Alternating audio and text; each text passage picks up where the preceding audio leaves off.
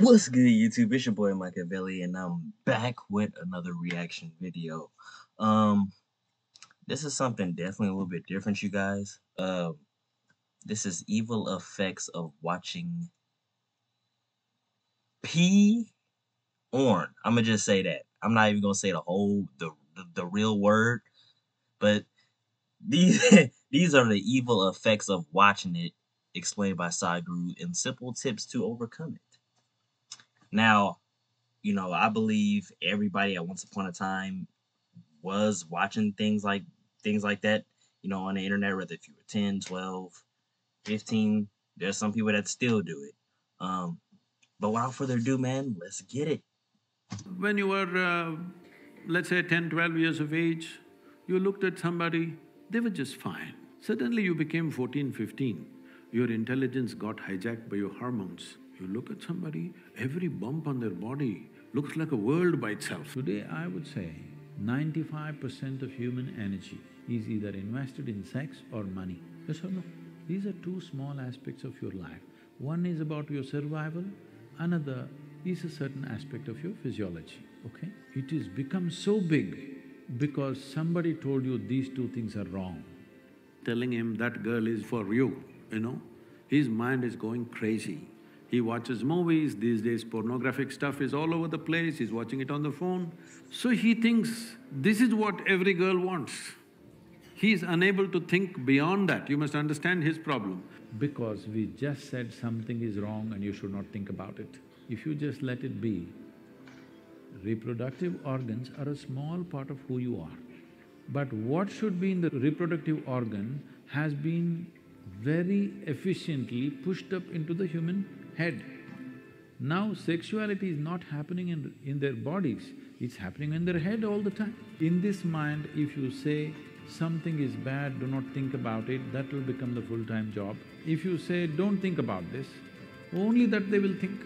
People who did not understand the nature of human mind brought morality into life.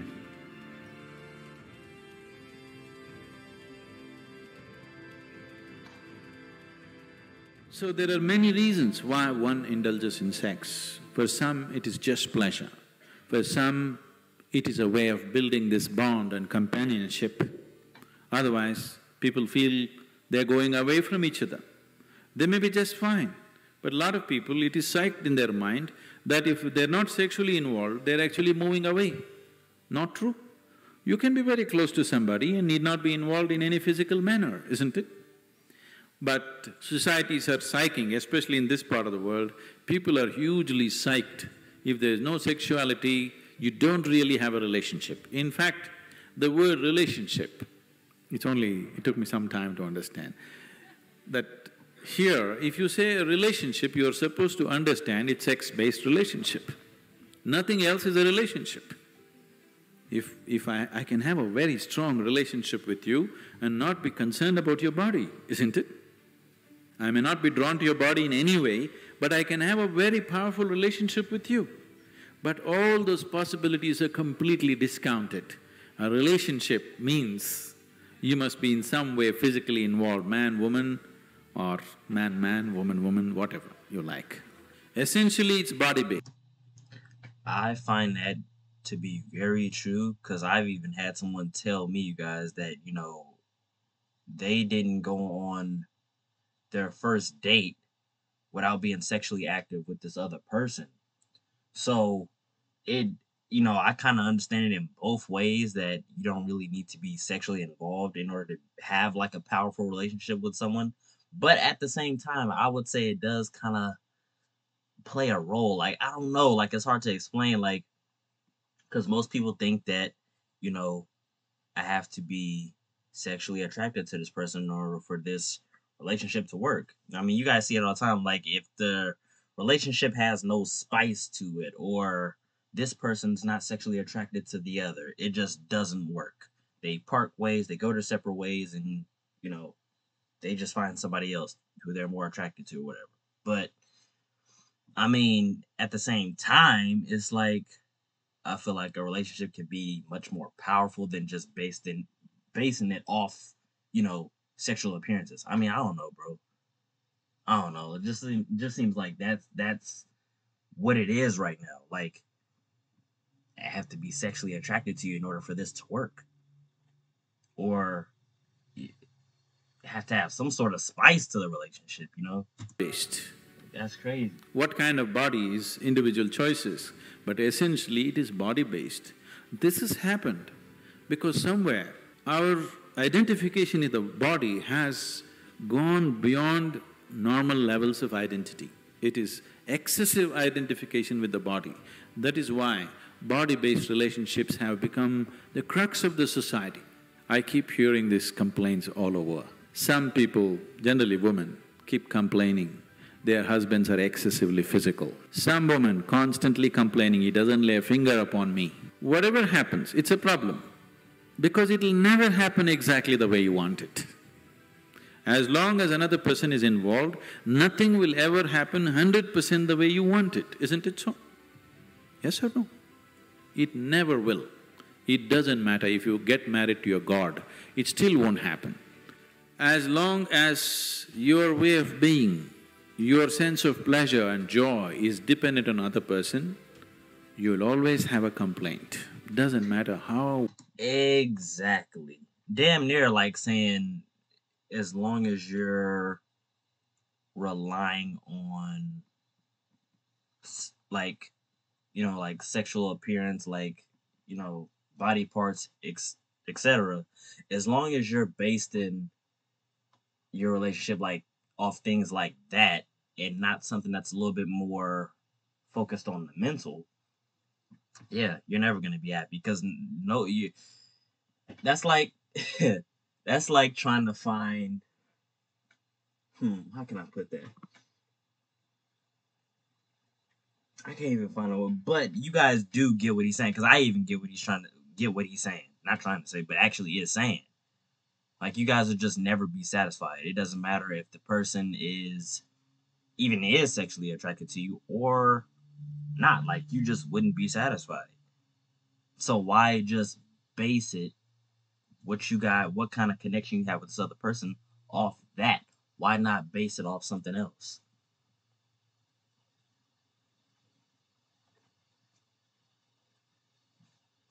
wonderful the other person is. So, it is not sexuality…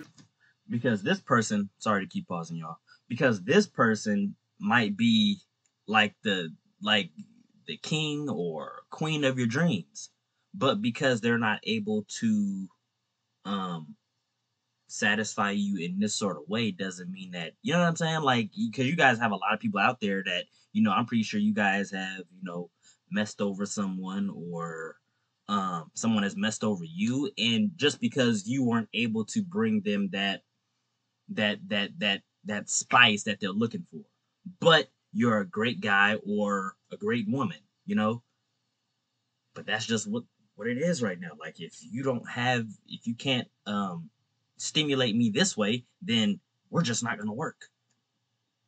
But this could have been your future husband or your future wife.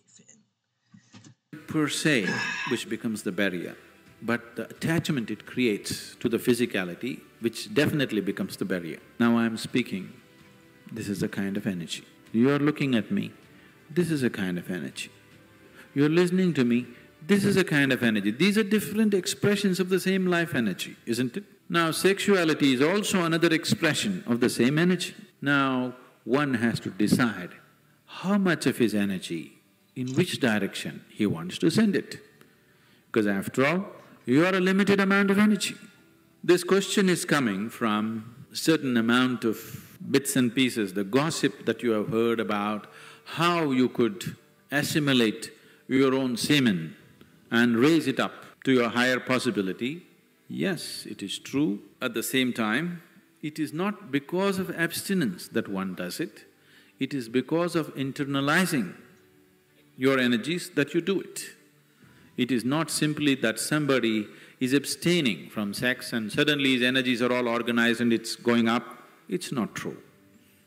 If your energies get organized and begin to move up, the need for sexuality may evaporate for you, but it doesn't leave you incapable. It doesn't leave you impotent. but the need is gone. It is just no more a compulsive thing. And In other words, you're not really hungry for it like most people are. Like once you get to a certain point, it's um like if you don't need it, like I mean, I'm not opposed to having it if that time were to come with that special someone, but I'm not really gauging a relationship just based off that. I don't need it. I'm not hungry for it. You know what I mean? Like And it is not man, just this one thing, all compulsiveness is lost. Essentially, most of the sexuality that's happening on the planet is happening because of a certain compulsiveness, isn't it? It's a compulsive drive.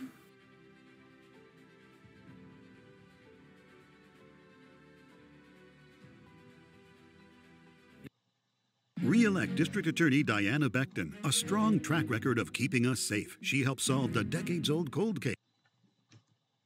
that's the best feeling though, because if you're able to keep yourself under control like that, because you got a lot of people out here that's just frivolous with it and just go do it with this person, this person, this person, this person, and this person. But if you're able to control yourself and you're able to say, huh, well, I know I don't have to base a relationship off that. That's pretty good. And I'm not, because most people, if they don't do it, or or they're not, too engaged like with having it all the time with this one particular person, they just don't do it at all. They just say, okay, well, no need for me to do it then.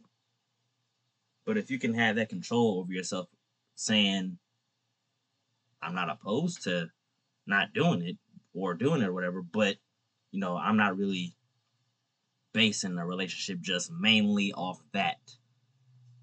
I think It is that's not the I think that's sexuality pretty which healthy, limits bro. it, but it's the excessive identity with the physicality which limits it. If you make it too big, you will become perverted in your head. If you try to obliterate it, you will become even more perverted in your mind.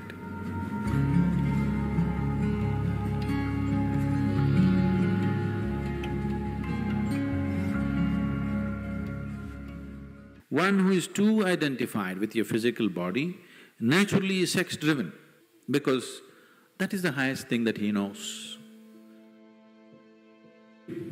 There are ways we can make you find something which is far bigger than this.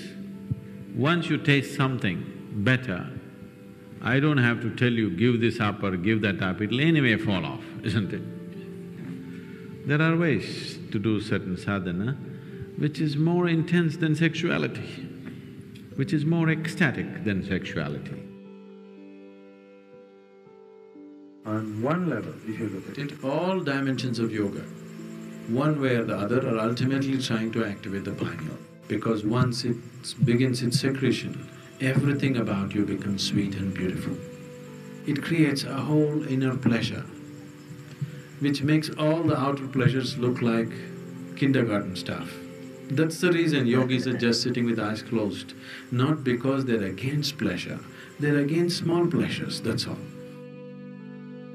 So the Shambhavi, one thing that's happening is, it stimulates the pineal secretion in a big way, which leaves you drenched in a certain level of sweetness throughout the day.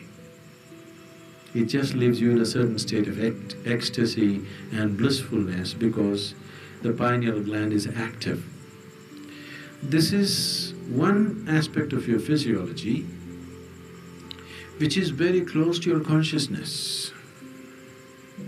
The rest of the physiology is about survival, but pineal gland is one aspect of your physiology which is very, very close to transcending the physical.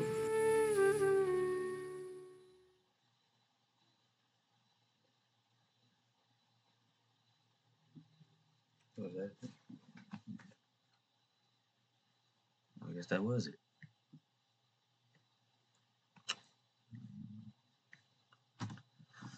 Well, that's the end of that video, you guys, man. I hope you guys love this video, man.